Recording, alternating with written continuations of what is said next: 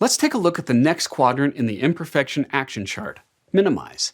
This is a choice you want to make for weaknesses that are low value but unavoidable. These weaknesses must be done in your career. You can't get rid of them. For example, I'm an author and an online instructor, but I'm terrible at editing my books and my courses. Because it's a low value yet unavoidable weakness, I set things up to minimize how much time I personally spend editing. There are things in your career just like this. Ask yourself, how can I minimize the time I'm spending with this imperfection? Rather than wasting time trying to improve your weakness, look for shortcuts.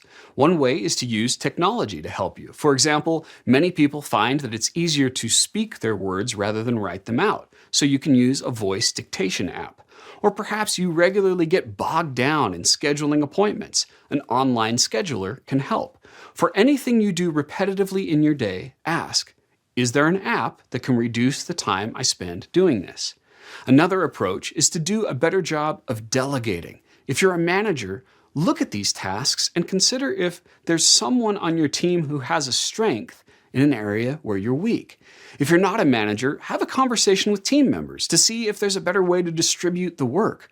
What's low value and a weakness to you might be high value and a strength for them. Also consider if you can outsource small tasks. For example, I've used both Fiverr and Upwork in the past and delegated low-value yet unavoidable tasks to a variety of contractors. I'll pause here because sometimes when I make this suggestion, people feel uncomfortable, especially if they're an employee with no subordinates. The idea of hiring someone else to do part of their job seems out of place. I understand the resistance. However, you're already in the habit of outsourcing. You're doing it all the time.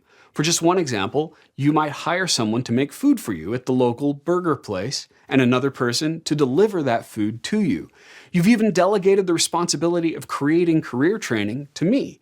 Opportunities to outsource may be easier to find than you think.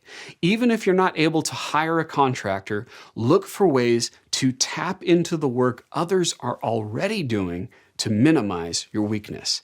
It all begins with this question: how can I minimize the time I spend doing this?